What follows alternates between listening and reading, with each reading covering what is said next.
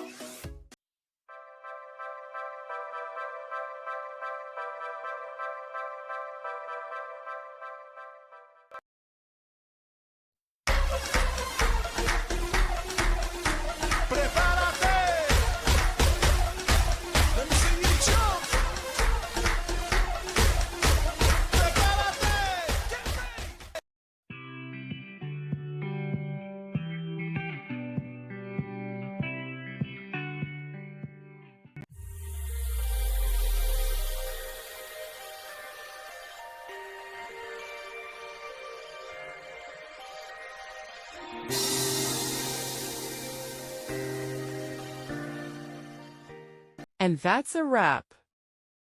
I hope you found the answer you were looking for. If you did, take a second to hit that subscribe button. It really helps out.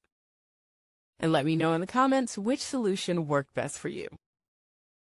See you next time in the debug zone.